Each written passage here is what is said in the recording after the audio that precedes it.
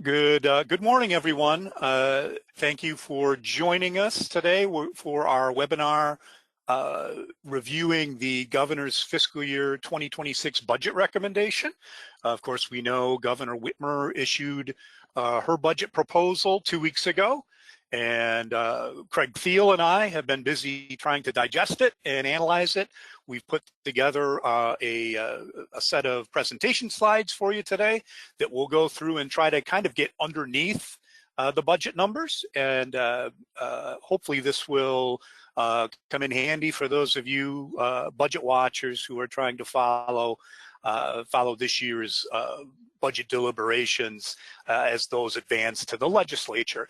My name is Bob Schneider. I am a Senior Research Associate with the Citizens Research Council, handling state affairs. And as I said, my colleague Craig Thiel is with me here today as well. Craig is the research manager for the Research Council.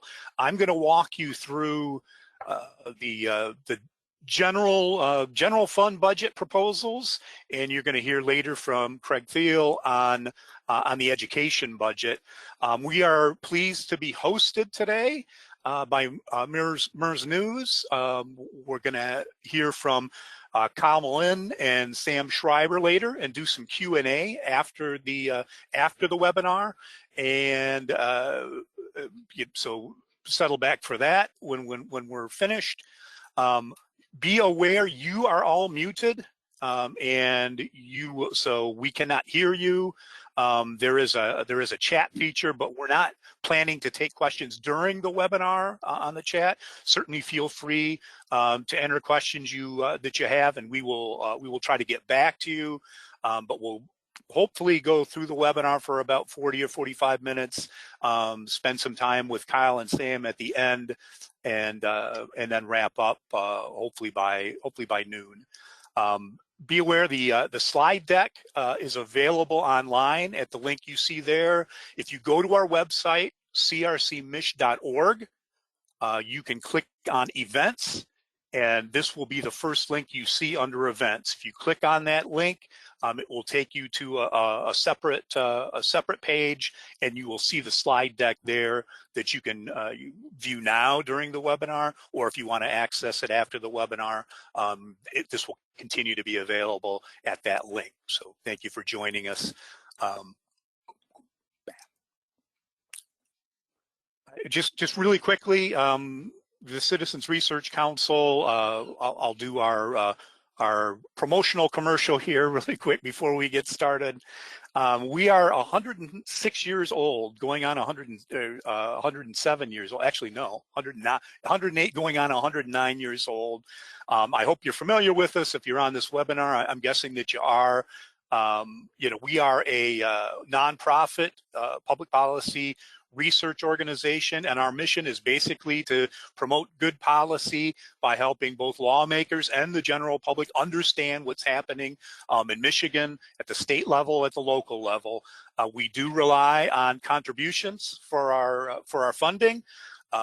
We get funding from Michigan foundations, some from the business community, but we rely heavily on individual donations as well.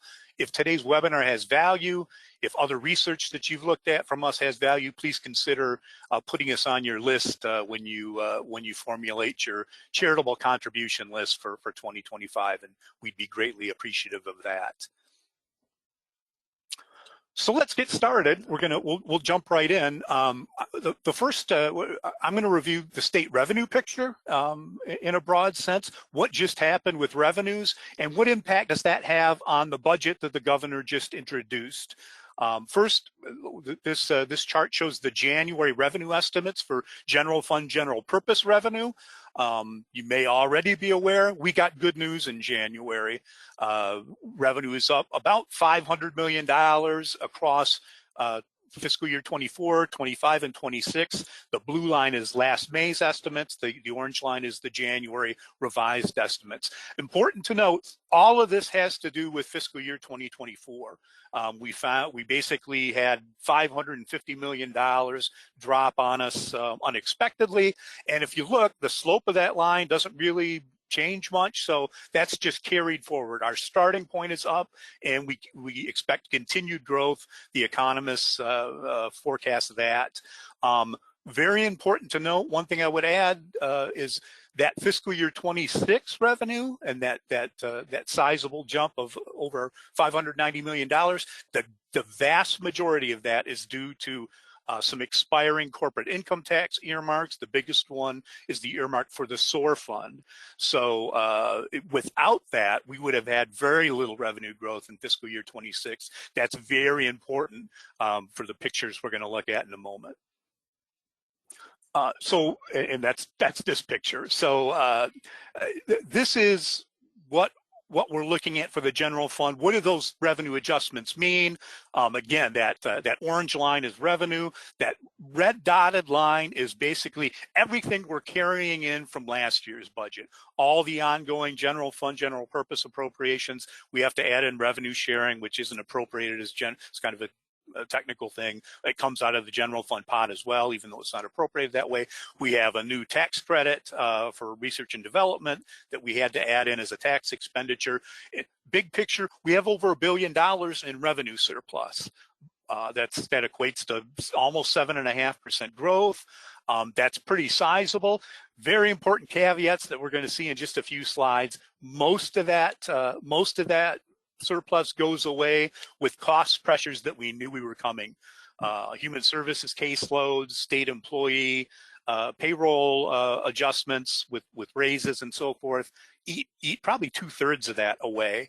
And again, that orange dashed line is important because it shows without the expiring corporate income tax credits, we have a surplus that's probably only half as big, and then slower growth going forward as well.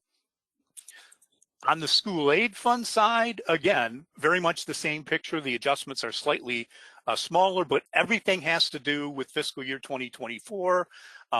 We're up just over $300 million in fiscal year 2024. And again, the growth doesn't change at all. The growth projections, that 300 carries forward into 25, into 26, into 27, about a 1.7% jump each year in terms of a permanent revenue increase for the school aid fund. So for the school aid fund, again, this line compares the orange line as our new revenue estimates.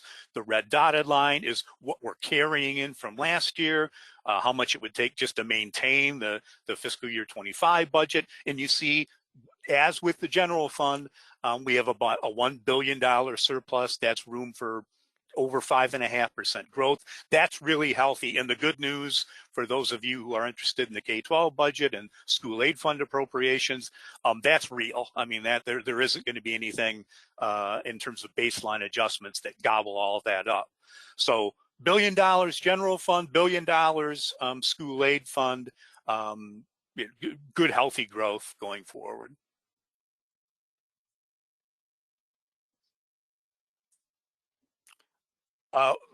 One of the things that we've been talking about in the last couple webinars is the continued decline in our major fund balances. So our general fund, our school aid fund, remember back in 2022 and 2023, if we looked at the kind of the money in the bank, the money that's sitting there, one-time revenue in a fund balance, that was $13 billion at the close of fiscal year 2022. And it's that money that fueled a whole ton of one-time spending initiatives, including some of the earmarking that's been talked about more recently, but a whole bunch of other things. Notice that continues to decline with the governor's budget proposal, which has a relatively small supplemental at the end of fiscal year 25. Those are expected to be back under $2 billion. That's still above the long-term average before COVID of about $1 billion, but it's coming down and will continue to come down. We have about $750 million in the general fund available for one-time stuff, about $1 billion in the school aid fund. So now let's focus on the executive budget at a high level. Again, just a quick summary of changes in the whole budget, and then we're going to focus mostly on those discretionary general fund, general purpose appropriations and the school aid fund appropriations. As a whole, this budget grows by about 2.4%. It's just over $83 billion, about a $2 billion increase. Notice, importantly, the ongoing general fund and school aid fund appropriations are going up significantly faster. We talked about that $1 billion surplus. The governor, in the general fund, the governor appropriates that. So we have a 7.5% increase in ongoing appropriations there, about 5% in the school aid fund. Notice what's going down. This budget is getting more about ongoing appropriations and less about all the one-time stuff when we were sitting on those massive fund balances. So much more of the budget represents ongoing appropriations. Let's take a little perspective on long-term budget growth. Take a little sip of my juice here. A lot of discussion about the massive growth in this budget over recent years post-COVID. We were at $58 billion back in fiscal year 19, grew to $81 million last year, and now 83 in this proposed budget. More than $23 billion in budget growth over 6 years. That's almost 6% growth. But this chart tries to give some perspective to that. And it looks at the total budget as a percentage of Michigan personal income, which is kind of a proxy for kind of our tax base, our incomes, are what helps fund the income tax, sales tax, and other things.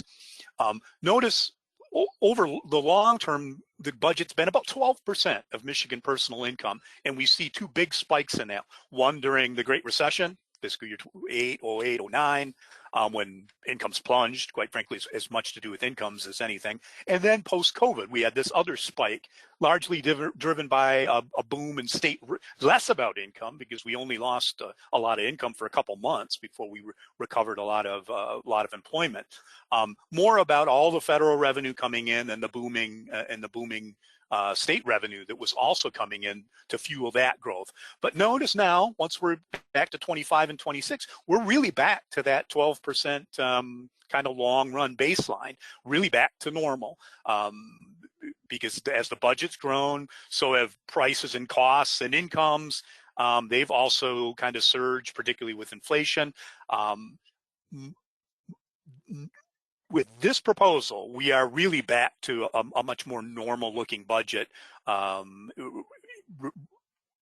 relative to personal income in Michigan. So I'm going to run through some general fund highlights in the budget. First, we talked about this $1 billion plus general fund surplus. Where did it go? And it went to these things right here.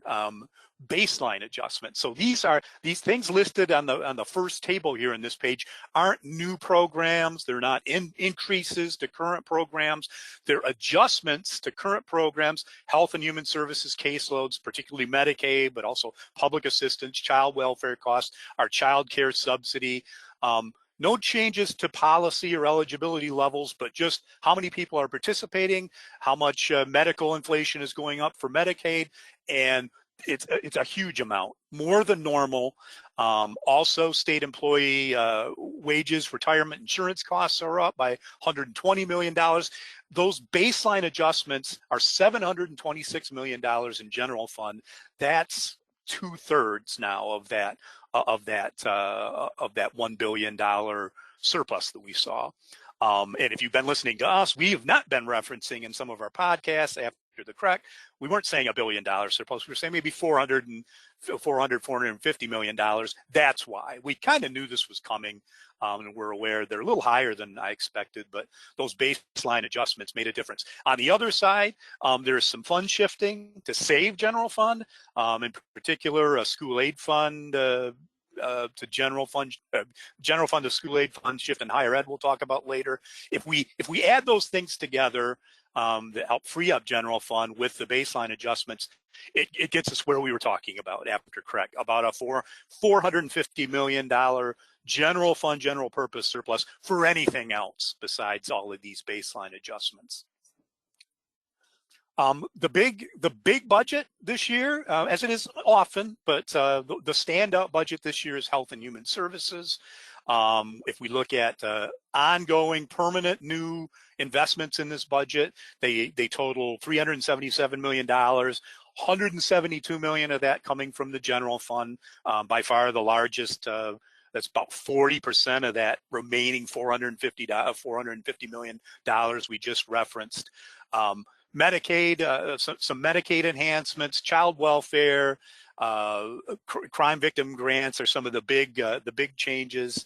But $172 million in general fund for new ongoing investments there. Another $112 million in general fund for some one-time investments. The biggest is basically a disallowance, a payback to the federal government for some psychiatric hospital financing payments that date back to the early 2000s, and the Fed slapped us on that, and we're paying them back for some missed payments that they're clawing back. Some other programs in the general fund that receive some additional money and that are always of high interest. Revenue sharing. You'll see GFGP has a little asterisk by it, and that's because we don't actually appropriate revenue sharing as general fund, but it comes out of the general fund pot for technical reasons that I won't go into, but it comes out of our general fund revenue. $22 million in general fund there. Constitutional revenue sharing comes from dedicated sales tax revenue. Cities, villages, townships, and counties whose statutory revenue sharing get roughly 3.6% increase in revenue sharing funds there. Importantly, of interest to the locals, the budget maintains $75 million for the new Public Safety and Violence Prevention Fund. And one of the other big general fund items is the state universities. University operations get a net increase of 3.1% from last year. That $67 million is new growth and ongoing general fund, again, that eats into that $450 million remainder that we talked about a couple slides back. Another permanent growth piece of the university budget is the post-secondary scholarship fund for $50 million. We talked about the fund shifting, and that's where this comes into play within the university budget. We use some school aid fund for both the universities and for the community colleges. The amount, particularly for the universities, and in fact for the universities, has come down somewhat recently. This budget, given the general fund's a little bit tight, I would presume, the governor's proposal is to use $100 million more in school aid fund in the university budget, and that helps free up $100 million in general fund for other things. So when we talked about that fund shifting, that is the main item within that fund shifting. There are others, but it's by far the largest one. And finally, we want to talk about some one-time appropriations from the general fund. In total, almost $650 million, $649 million in one-time appropriations. Again, much smaller than what we saw for the general fund last year, 2 years ago, 3 years ago, when that number would have probably been triple or quadruple this amount. Biggest one is one of the largest ones in DHHS is the one we just talked about the disallowance. That next bar with MDOT, $112 million, is dedicated to helping ensure we can draw down all federal road funding. The Energy, Great Lakes, and Environment Department gets significant amounts for some one-time infrastructure type grants.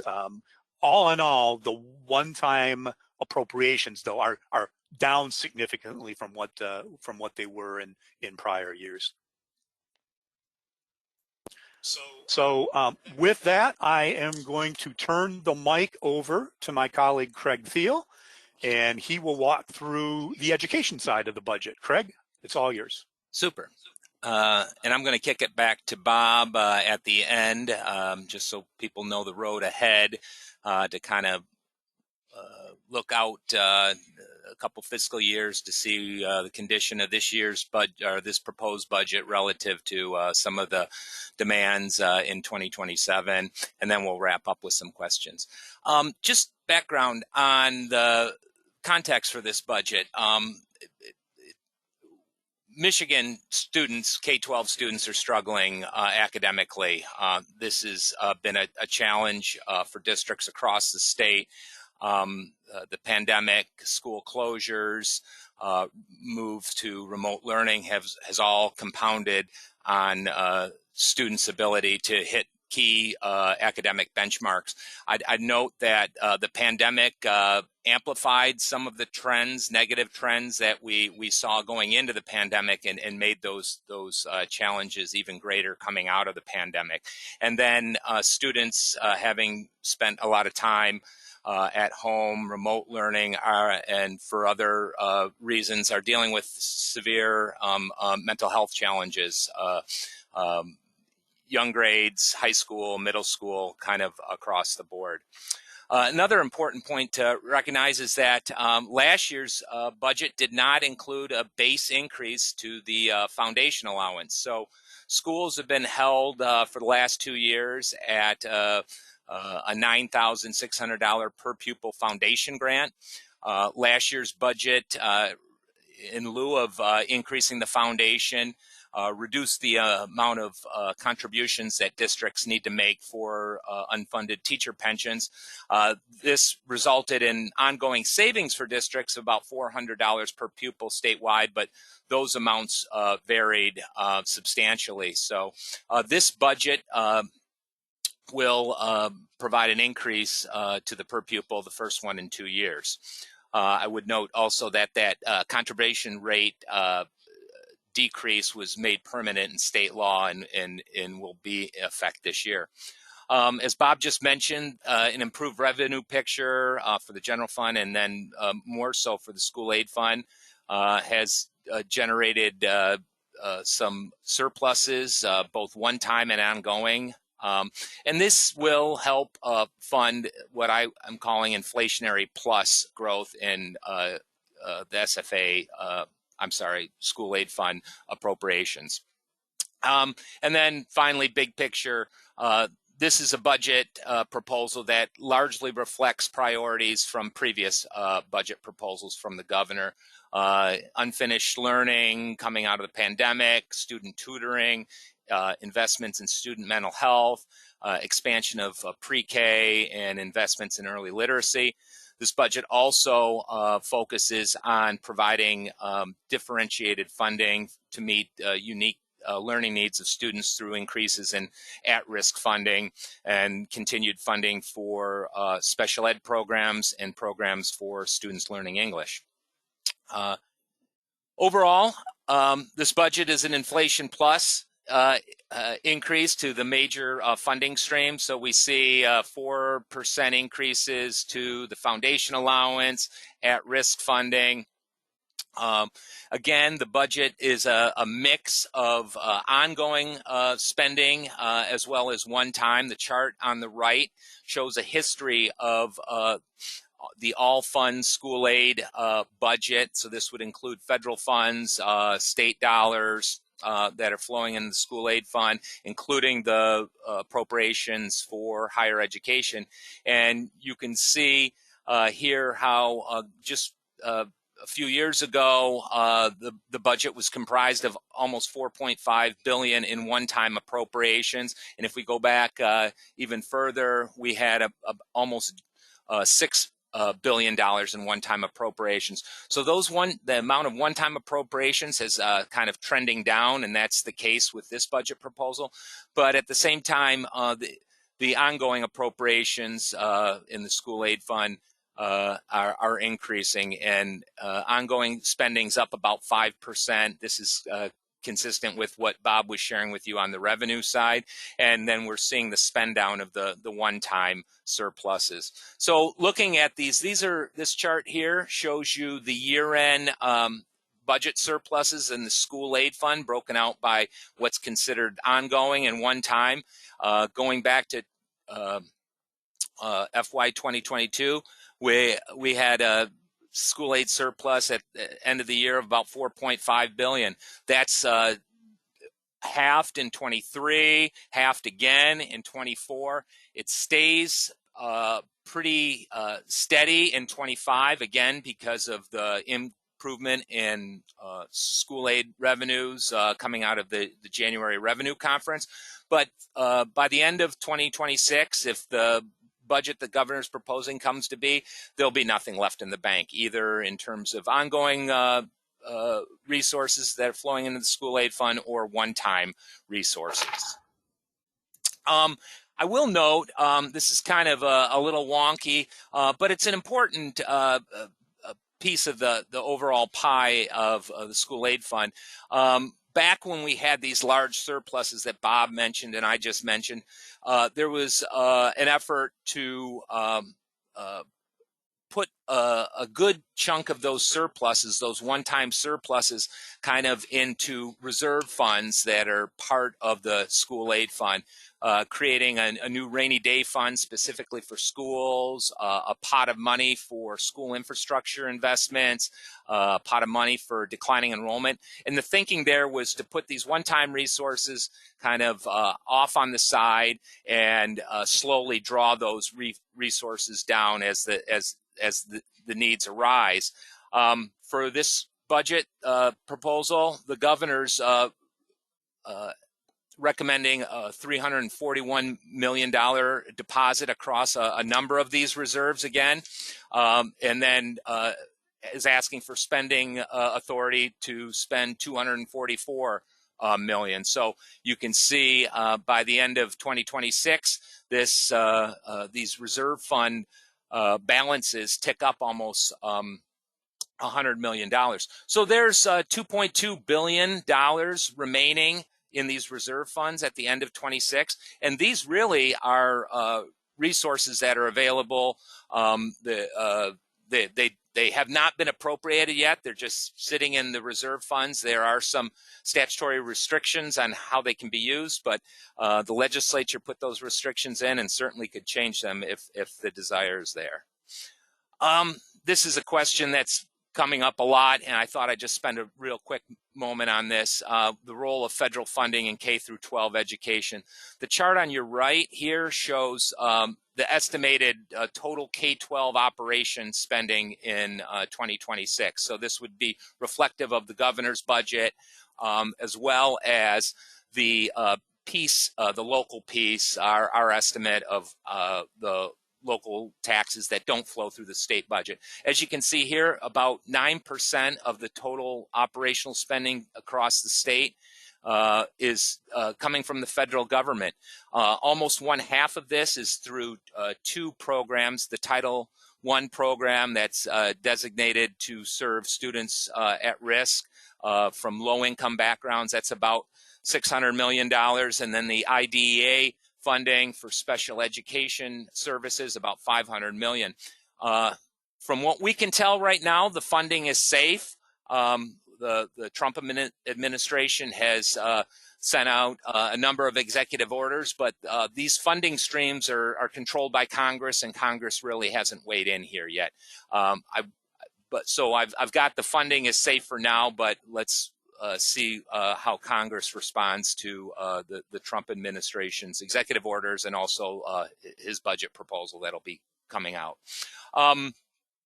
And the key here is that, as Bob shared with you on the revenue side, there's really nothing left in the bank here. The state's ability to backfill this any federal revenue loss is going to be limited by what we have kind of in the bank funding wise. So should some of these cuts come to be, state policymakers are going to have to look elsewhere in the budget to backfill those federal dollars. So I previewed this. Some of the highlights in terms of base funding, we see the per pupil grant that was held constant for the last 2 years will increase from $9,600 to $10,000 per student. It's about a 4.1% increase. The governor has recommended that cyber schools who are currently receiving about $9,100 would receive a cut to $8,000 per pupil, about 80% of the base foundation. There's a continuation of a funding stream for districts experiencing declining enrollment. Statewide, enrollment's expected to decline year over year by about a 0.5 percentage point. I'd note that since before the pandemic, enrollment statewide across traditional districts and charters is down almost 6.5%. But these experiences vary from local district to local district. Pupil memberships in traditional districts is down 8% since FY 2019. But memberships are up in charter schools over this period. So there's definitely kind of two trends going on here in enrollment. And then another base funding item that has become a base funding item after being a one-time appropriation is $120 million that is going out on a equal per pupil basis to districts to help meet the mental health needs of our students. Again, the budget focuses on student-specific funding streams as well. It includes the at-risk program, providing it with another 4.1% increase, bringing the total to just over $1 billion. The governor's budget will distribute these resources using the Opportunity Index, which takes into account districts' poverty concentration. Those that are serving the larger concentrations are going to get larger per pupil allotments. There is a new requirement with the at-risk funding this year, or proposed for next year, that districts were going to be required to allocate a portion of these funds to specific schools serving the neediest students. Right now, funding flows to districts. Districts make the decisions how to allocate resources across the schools they operate. This new requirement would require districts to send resources directly to schools serving the highest need students. There's full funding, again, for the foundation allowance for students with disabilities, plus the required Headley percentages. So this is something that was put in the budget last year and is continued in this budget. And then with respect to special education, there's a sizable increase, about 16% increase in a millage equalization program that helps take into account the different taxable values, property values across the ISDs and their ability to generate millages for special ed services in their communities. I'm going to focus here in the next few slides on one of the things that stands out to me in this budget, and it's the governor's push towards tutoring and addressing unmet learning needs of students. There's two new streams of funding to serve these students. Again, the funds must be spent in specific schools. The governor's proposing schools identified as comprehensive support, additional targeted support and improvement to get additional resources. We estimate that the total funding in these two streams will be about $350 million. This is comprised of redirecting some existing funding. I mentioned the at-risk funding that's going to have to allocate to certain schools. We estimate that to be about $130 million. So that's not new funding, that's existing funding that'll be designated to specific schools and specific students. And then there is a new categorical funding stream of $220 million. The governor's asking districts, in addition to receiving this money, to report to the state and parents how they're using the funds. And again, this is a policy shift. There's a direction being given by the state budget to send existing funds to certain schools. You know, as I mentioned before, that's not how historically funding to school K through 12 has happened. We estimate that there's about 400 schools enrolling about 210,000 students that are going to be affected by this requirement. It averages out to be about $600 per student, but these amounts are going to vary because the way the formula works for dedicating these resources is districts have to take 10% of their state share of the foundation allowance and allocate it to these schools. The state share of the foundation varies across the state based on taxable values in different districts. So this is a $600 average. For charter schools who get all of their funding, all of their foundation allowance through the state, they don't have any local taxing authority, this is going to amount to about $1,100 per student on average. Then there is this new funding stream, $250 million. It's characterized in the budget as best practices, but it's effectively for tutoring services, evidence-based tutoring services. So this is high-intensity tutoring, small group tutoring. We estimate that this will result in about an $800 per pupil payment to those identified schools. And then there's a pot of money, $46 million, that will be used as a competitive program for districts that are operating other high need schools, not necessarily the CSI, ATI schools. And then there's a proposal here for ISDs to monitor districts in implementing these targeted interventions. This is just a quick rundown of the one-time funding items in the budget.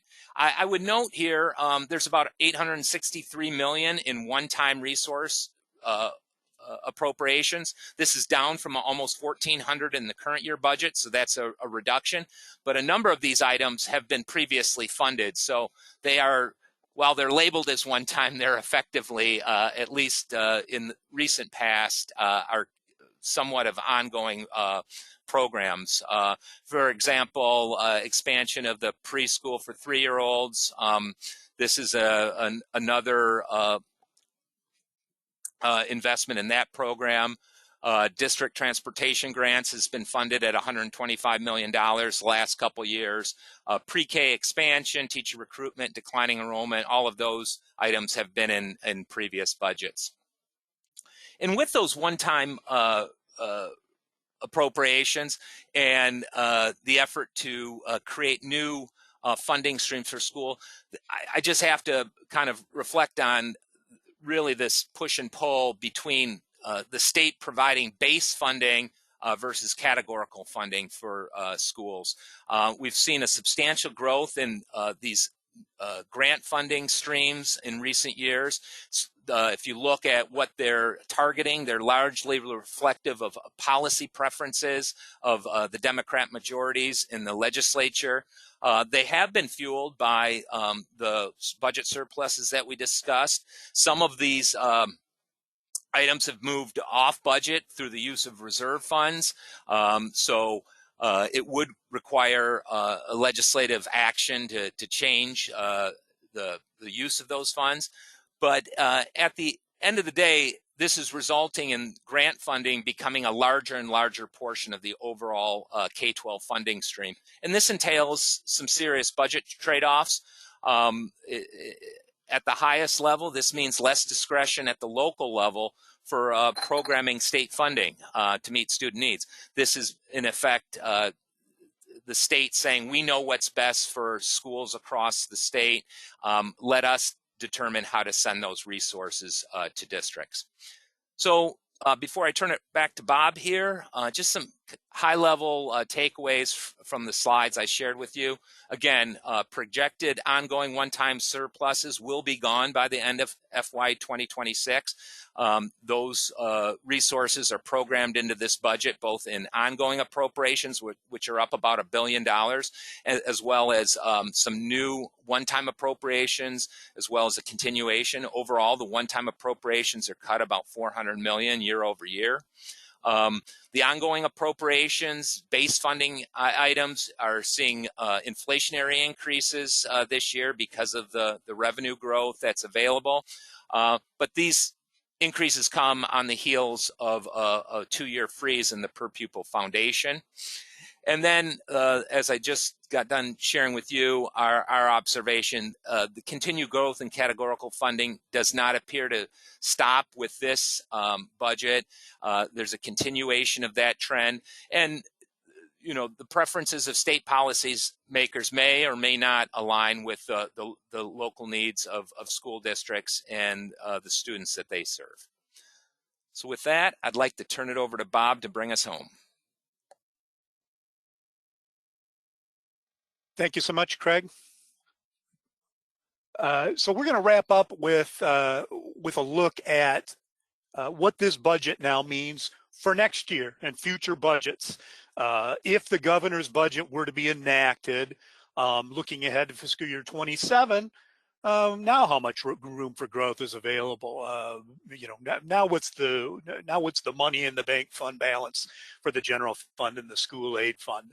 And largely what we're going to tell you is growth is going to be much more constrained in future years. This is a look at the general fund side of things. Again, the red dotted line here now is the governor's proposal for fiscal year 26, the ongoing funding in this proposal that will carry in to next year if it's enacted as she proposed. And if that happened, the general fund budget surplus next year, rather than being $1 billion, is more like a little under $300 million, a little less than 2% of available growth in that budget. And remember, this would have to cover state payroll costs and any changes in human services caseloads and all those baseline things. So you'd have a very tight budget next year. And again, that general fund balance would largely be depleted going into next year as well. Same thing, slightly more growth available on the school aid side. If we take the governor's school aid appropriations proposed for 26 and look at revenue next year, we have about a $466 million surplus. That's 2.5%, kind of inflationary if inflation turns out as expected. Again, as Craig said, expecting to have no available balance. One quick comment on these balances, because I remembered last year we closed the webinar with that exact forecast that those budget balances would largely be used up. And then all of a sudden we have them back. Well, why do we keep getting the fund balances back? It's because we get revenue surprises. So when we just talked about January, and we have a $500 million in general fund revenue in fiscal year 24 and 25, you add that up, that's $1 billion that gets dumped back into a fund balance. So this assumes no revenue surprises. If we have more revenue surprises, then the situation changes. The concern is revenue surprises can be positive and they can be negative. So we'll see what happens. But as of now, no, those fund balances would largely be depleted. The good news for the state that we've covered in the past, the budget reserves, our rainy day fund, both our traditional rainy day fund, Craig noted earlier, the new school aid rainy day fund. The governor proposes $50 million each for additional deposits for each in her budget proposal. If you look at this chart, basically tries to measure that cushion. How much cushion do we have from our rainy day reserves? And the best way to try to track that is looking at rainy day reserves as a percentage of that total revenue. How much of our total general fund and school aid revenue are in those reserves? And so we could, on a one-time basis, at least get through a recession and need to dip into it. We have the equivalent of about a little over 8% now of those revenues protected in our reserve funds, which is pretty healthy. I think 8 to 10% is what like a Moody's or might recommend in some of its analytic analysis for having sufficient reserves on hand to get through a regular kind of recession. So that's the good news. And now we'll wrap up with what I would call the $3 billion question on this budget, and that's what about the roads? And these are just some notes I kind of put together to summarize the proposal from first from Speaker Matt Hall and Governor Whitmer, and the unknown question is what happens with this going forward, because it could really cause a major rewriting of this fiscal year 26 budget and those beyond fiscal year 26. So again, the Speaker Hall proposal leans on a 1.2 billion in corporate income tax shift, almost $1 million from converting the sales tax on fuel to roads, canceling mega credits. That gets you substantial new revenue. And if you did all those things, you would have you'd have $3+ billion for roads. The challenge for the speaker's plan is that it has major budget implications.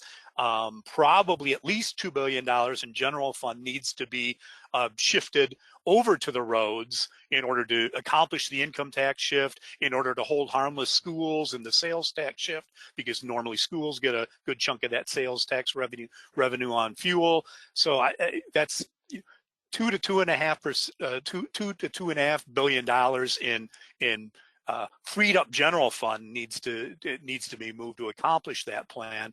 That's just south or just north of maybe 15% of the general fund budget. That's a lot of cutting. Governor Whitmer's plan also relies on probably some major budget cutting.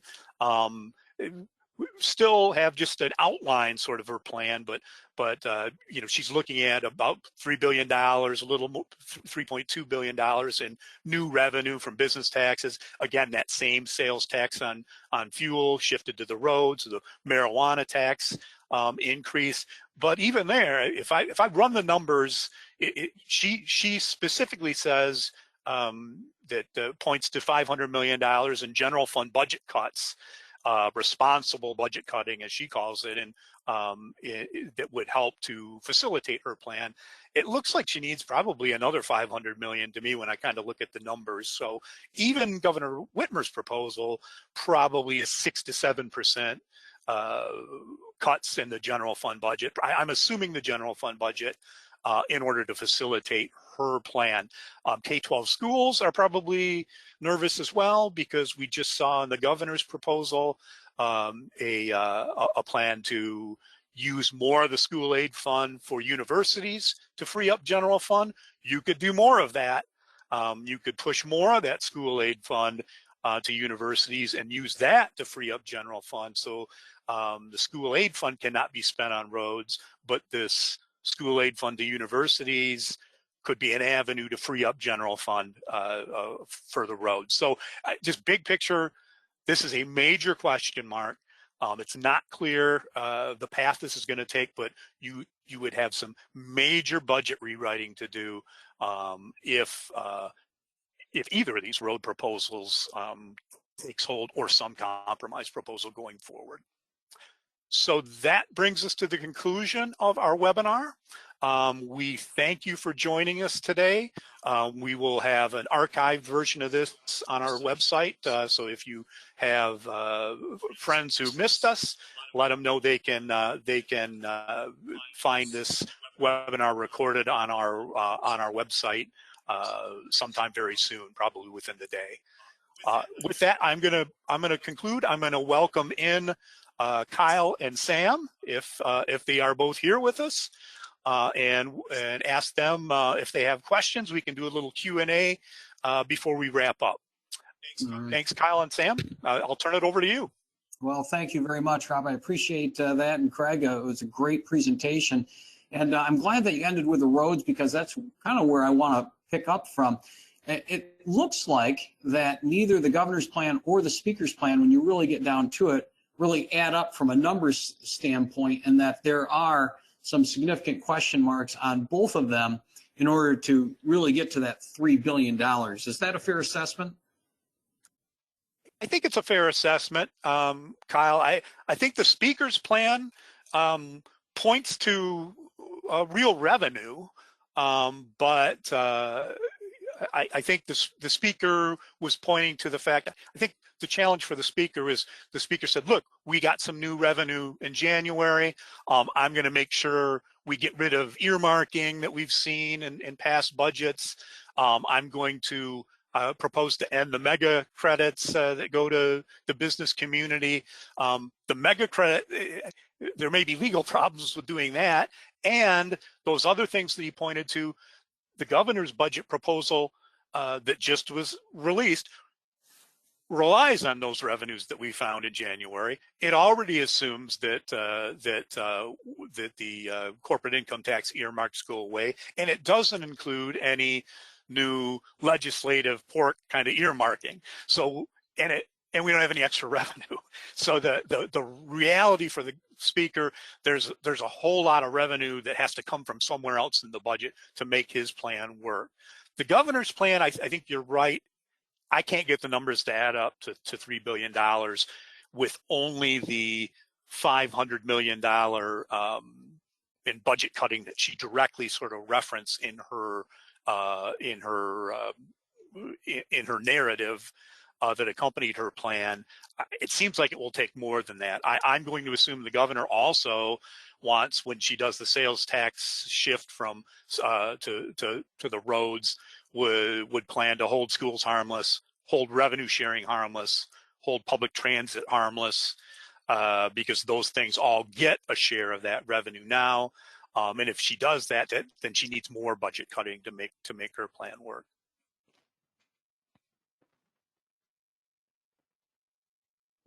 All right, go ahead, Sam.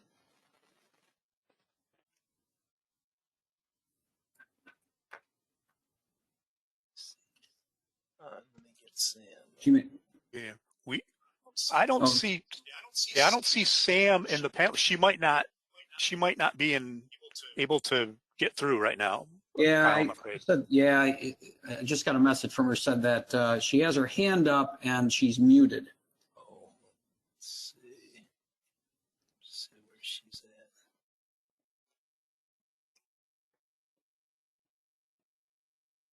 Oh, there she is. All right, let's get that off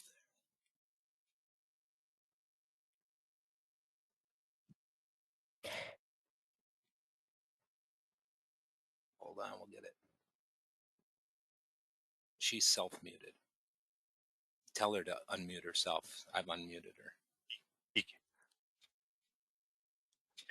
Have Sam try now, Kyle. Okay. Sam, try and unmute yourself and let's give it a try. Hey, can you all hear me now?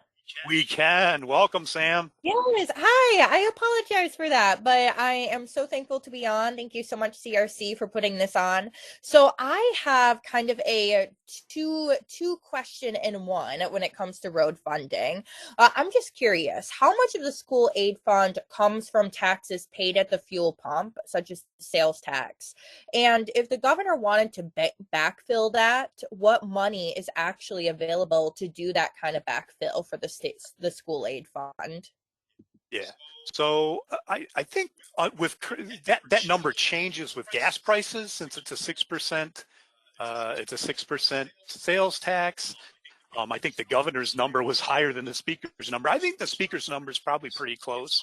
It's probably just under $1 billion that we get from the sales tax from fuel purchases. And I would say roughly 700 million, maybe a little more than that, gets sent to the school aid fund. Probably another 100 million to revenue sharing, constitutional revenue sharing to local, to cities, villages, and townships. Probably 50 million to the Comprehensive Transportation Fund, which funds our public transit programs and MDOT. And so you would need, $800 or $900 million.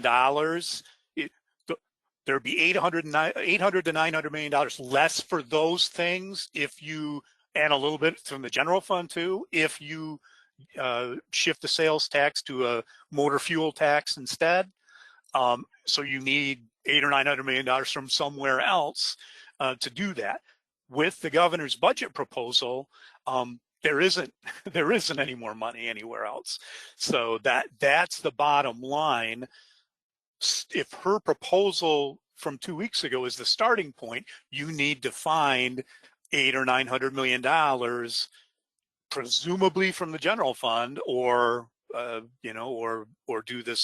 more of these fund shifts in order to make that work. And that means the proposal she just put out would need to be trimmed pretty significantly. And she has said she's she's going to identify $500 million in efficiencies and budget cuts, but it seems like she needs more.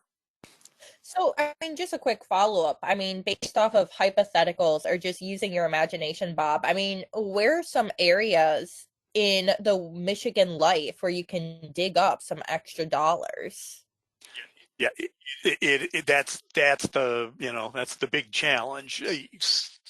3/4, the general fund is our discretionary revenue, so we can't spend school aid fund on roads. You know, so you need to find it in the school aid fund, and 3/4 of that is higher ed of the universities, our health and human services programs, Medicaid, public assistance, child welfare, foster care, and what did I forget? What's the third one?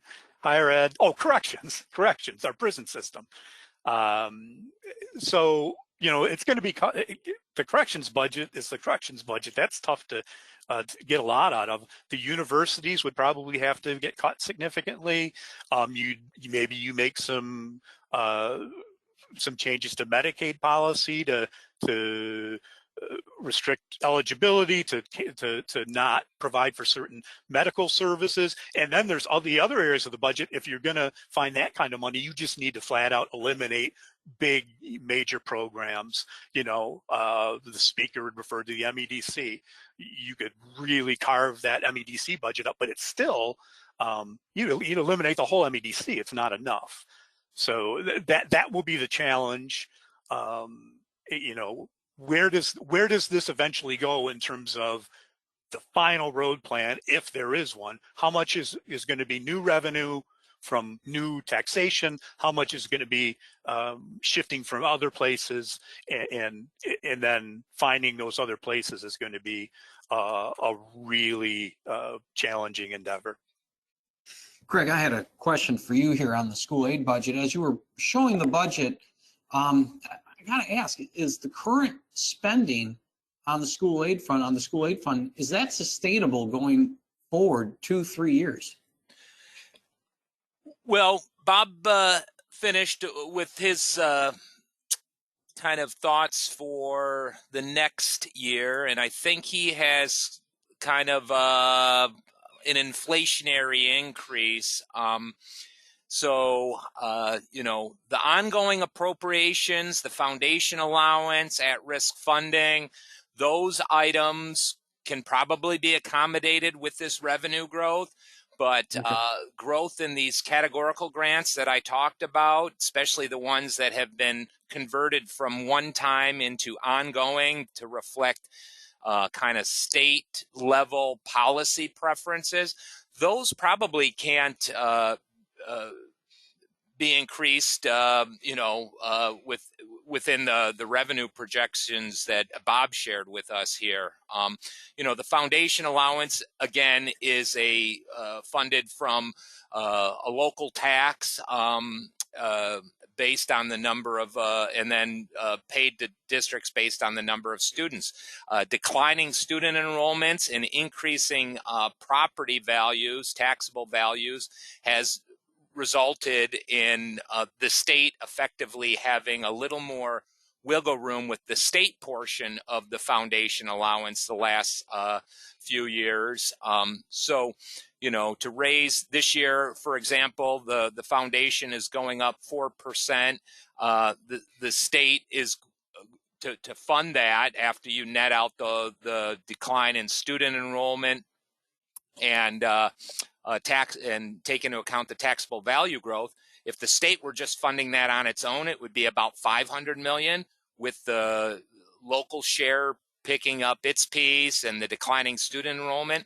You're talking only about $300 million state contribution. So, you know, the foundation allowance could go up by inflation next year. The other major funding stream, the at-risk funding, that could go up by inflation next year, but not much else. And then I just had a follow-up here on that particular piece.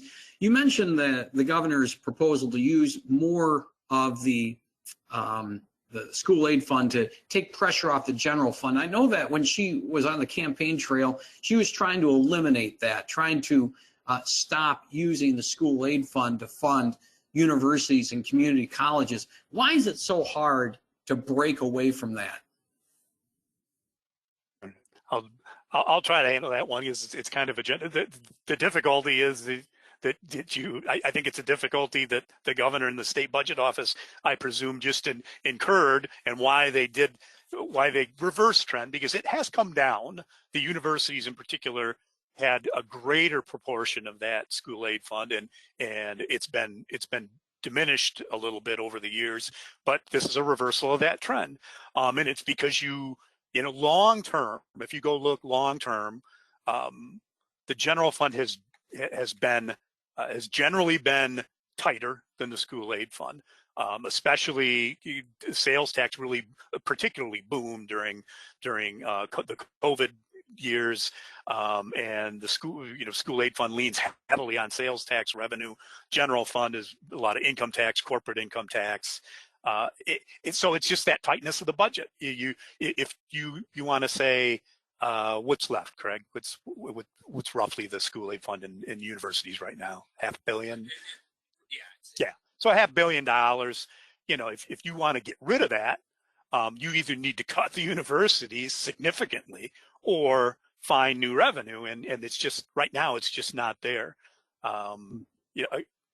We had 3 years ago when we were sitting on mountains of one-time funding and very large revenue surpluses, would have been the time to do something like that. It also would have been a good time to shift the sales tax on on fuel to roads. It was actually something we blogged about back in 2023, probably.